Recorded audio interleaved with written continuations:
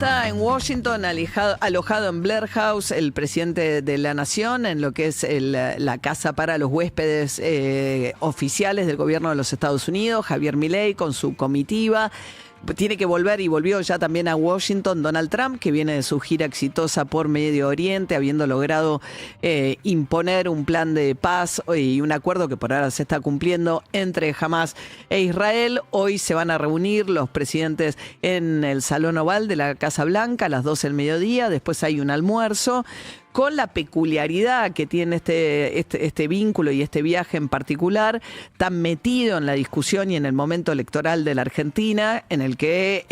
atento a ese calendario, el gobierno norteamericano ha hecho una serie de señales muy contundentes de buscar que a Milei le vaya lo mejor posible en las elecciones del 26 de octubre, después de que el Tesoro comprara el jueves de la semana pasada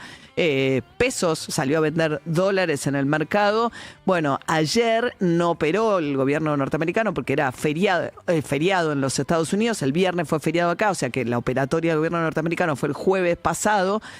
Causó una enorme sorpresa. Después vino el feriado el viernes acá y ayer era feriado en Estados Unidos, pero siguió sintiéndose el entusiasmo de los mercados frente a este apoyo tan extraordinario. Hizo que, sin que el Tesoro ni el Banco Central tuviesen que vender dólares, el dólar cayó ayer 70 pesos. Con lo cual hizo, si fuera a recomprar ahora mismo dólares, Besant hubiese hecho un 8% de diferencia en muy poquitos días. Pero no, la cuestión es que hoy, después de la reunión, se conocerá finalmente seguramente detalles del swap de estos 20.000 millones de dólares que Estados Unidos se supone que va a poner a disposición, y que esto haría que los inversores o los financistas entonces descuenten que el gobierno tiene fondos suficientes como para pagar los vencimientos de capital que tiene por delante, que siga bajando el riesgo país y que en algún momento eso le permita volver al mercado y no estar dependiendo de la ayuda, lo que fue el blanqueo el año pasado, después el Fondo Monetario, ahora el gobierno de los Estados Unidos, y un Milei eufórico que volvió ayer a decir a la teoría de la época de si crees que está barato, compra campeón, o cuando empieza a cancherearla, o va a bajar el dólar, va a bajar por debajo de los 1.000 pesos, cosa que nunca pasó. Ayer dijo que van a llover los dólares y que le van a salir por las orejas los dólares, especulando sobre todo a futuro con lo que puede ser la explotación minera. Habló el presidente de la nación del cobre, el litio, digamos, y la promesa que de la mano de la minería y el petróleo va a venir un nuevo sector económico generador de dólares alternativo y casi tan potente como el sector del agro. Es un proceso al cual muchos apuestan, efectivamente, una realidad que además en Vaca Muerta está ocurriendo. La Argentina ya no necesita dólares para importar energía e incluso genera dólares ese sector, pero bueno, es un proceso que es un proceso que, aún suponiendo que se cumplieran las previsiones más optimistas del presidente de la nación, no significa que mañana te vayan a llover los dólares en función de eso. De todas maneras, es un momento eufórico otra vez para el presidente. Hay que ver si esto tiene algún impacto electoral o no. A ver, hay una primera situación que es que evita una crisis. Al evitar una crisis, evidentemente potencia las chances. O sea, un presidente que hubiese llegado con una situación de un dólar disparado a las elecciones sería un presidente mucho más debilitado. Ahora, si el acuerdo adicionalmente no solamente le evita un escenario peor, sino si le da mayor fortaleza electoral, eso está por verse, por la situación y qué impacto tiene la situación de la economía real sobre el resultado del 26 de octubre. Lo que es muy llamativo es no solamente el hecho que el gobierno de los Estados Unidos haya dicho y haya demostrado, como dijo Scott Bessent, que está dispuesto a utilizar cualquier herramienta, la que sea, con tal de sostener a Javier Milei, a quien consideran una pieza clave de alguna manera de la vuelta de los Estados Unidos a un rol hegemónico en lo que en la época de la Guerra Fría fue considerado su patio trasero de influencia geopolítica, que era el continente americano, cuando, en plena Guerra Fría, con la Unión Soviética, estaban muy delimitadas las áreas de influencia de cada uno de las grandes potencias mundiales. Por eso era tan perturbador el hecho de que Cuba, tan cerca de Estados Unidos, estuviese bajo influencia soviética. Y en el caso de lo que está pasando ahora es que revive la idea en materia política exterior de la mano de Trump de que hay una suerte de guerra fría y comercial a librar con China y que Milei sería la punta de lanza para expulsar a una China que de la mano del financiamiento de determinados proyectos, financió por ejemplo un puerto muy sofisticado en Perú y demás, se metió en América Latina mientras Estados Unidos se distraía. Esta es la visión de Trump, que lo ha dicho, además Bessent en algún momento dijo, por eso el continente en la época de Barack Obama giró hacia la izquierda y demás, y ahora ven la posibilidad de que todo el continente gire hacia una derecha, ultraderecha, y va a haber elecciones en Chile y demás, y entienden que además todo el plan de reformas y demás de Milei puede ser la punta de lanza y ponerlo como ejemplo, decir además, a aquel país que me siga, yo estoy dispuesto a hacer lo que sea para sostenerlo. Lo cual significa además un nivel de involucramiento en las elecciones también muy inédito. Anoche contaba Carlos Pañi en su programa una escena que es muy particular, que es, dice que en un departamento en Retiro hay como dos líneas de llegada al gobierno norteamericano que está teniendo este gobierno, ninguna de las cuales es la habitual, la que suele ser a través de las burocracias bien entendidas de la Cancillería con el Departamento de Estado. No, esa diplomacia, de todas maneras, en un gobierno como el de Trump, donde las cosas se juegan tan en lo personal, responde a la lógica del momento, ¿no? En Mar-a-Lago, la manera de acceder al entorno, a los amigos de Trump ha sido mucho más eficaz como vía de llegada. Por un lado, el mundo financiero que tiene en común Bessent, el secretario del Tesoro, que viene a hacer una carrera en el mundo del manejo de fondos comunes de inversión, en el Grupo Soros, junto a Rob Citron, que sabemos que es hombre que maneja para terceros una cartera de plata que ha invertido fuertemente en títulos y bonos de la Argentina, de América Latina, pero particularmente de la Argentina, y que es muy amigo de Bessent y aquí en el New York Times le atribuyó un rol muy importante en haber hecho lobby, se ha reunido varias veces con el presidente para lograr este apoyo para la Argentina. Entonces, por un lado está el mundo financiero, la JP Morgan, los que tienen plata puesta en Argentina y demás, que es una vía de llegada al Tesoro. La otra pata tiene que ver con Santiago Caputo y el mundo también de los servicios. Recordemos que Santiago Caputo contrató a través de la CIDE a Escaturice, un ex jefe de la CIDE, como para hacer lobby en los Estados Unidos, cosa que queda registrada en Estados Unidos. Hay una ley de lobby que obliga a los que representan a un tercer país o a una compañía a registrarse como empresas de lobby. Entonces, la empresa de Escaturice está registrada como tal. Escaturice, a su vez, entabló vínculos con Barry Bennett, un amigo, lo contrató, que es un amigo de Donald Trump, del grupo de Mar-a-Lago y qué sé yo, y es como el puente con este asesor norteamericano cercano a Caputo. También se ha reunido con Milei.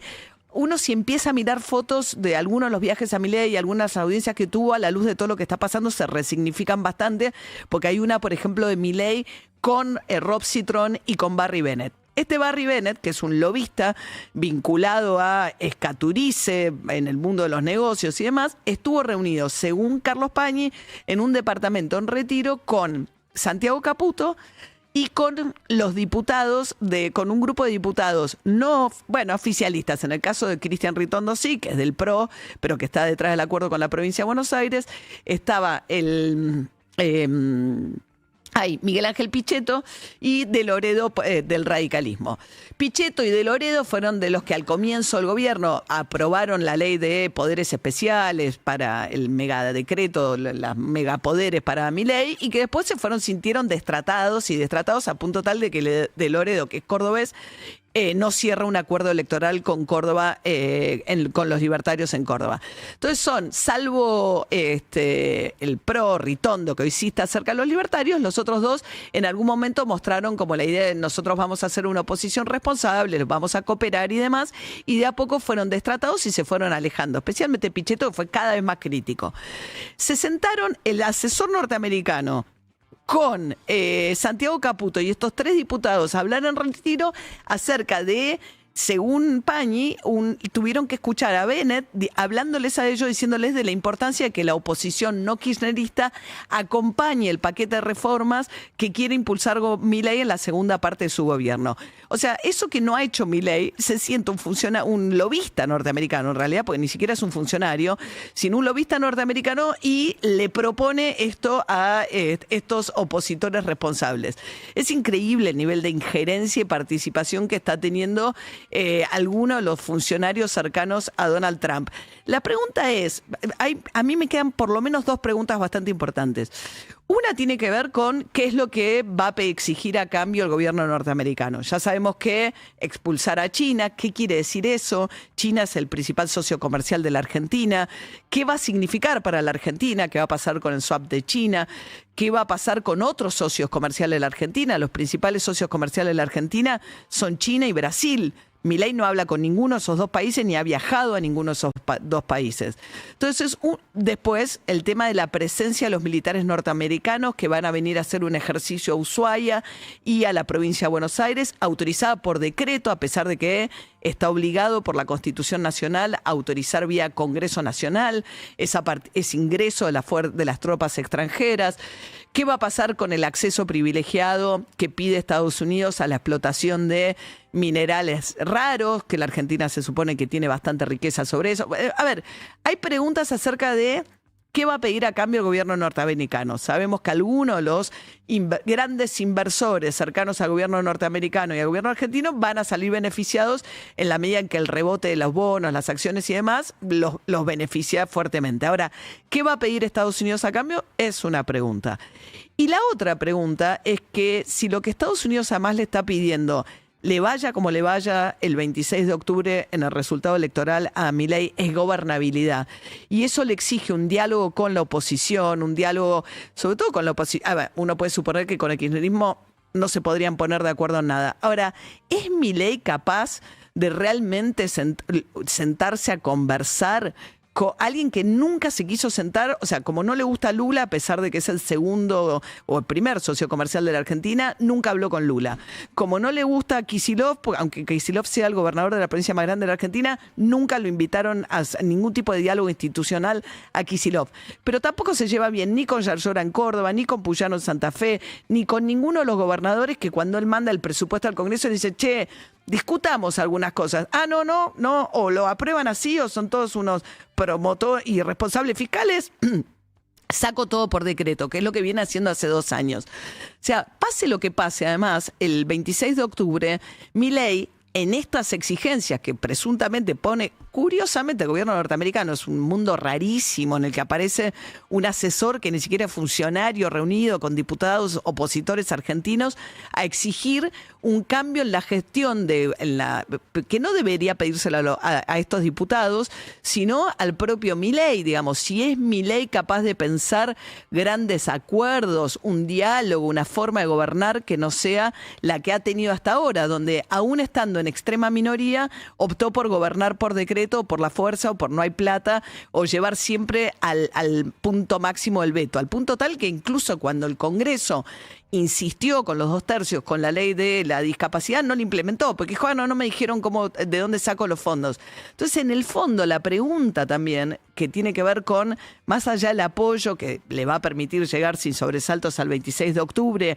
la pregunta acerca de cuál va a ser el resultado y el impacto de todo esto en las elecciones del 26 de octubre, es que finalmente lo que le piden a Milei, tanto el Fondo Monetario como el gobierno norteamericano, respecto a la segunda parte de su gobierno, pues tampoco va a cambiar tanto el escenario del gobierno, es que modifique su forma de gobernar, que en lugar de gobernar maximizando la confrontación en forma permanente y de espaldas a ese Congreso, que cuando asume la presidencia habla de espaldas al Congreso, bueno, se replantea hablar de frente al Congreso, en diálogo con ese Congreso y aceptando además los límites que ponen una división de poderes, un sistema republicano y democrático con minorías y un poder más repartido. Yo no sé qué es lo que va a pasar después del 26 de octubre, pero claramente lo que aparentemente el gobierno norteamericano le está pidiendo no tiene mucho que ver con la naturaleza y la forma de gobernar de Milei. Es más fácil para Trump hacerlo hoy en Estados Unidos porque gobierna con amplias mayorías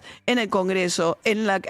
en la Corte Suprema de Justicia de la Nación. Milei, pase lo que pase el 26 de octubre, para lograr esas mayorías que le piden, estaría obligado a hacer otro Milei en la segunda parte de su mandato.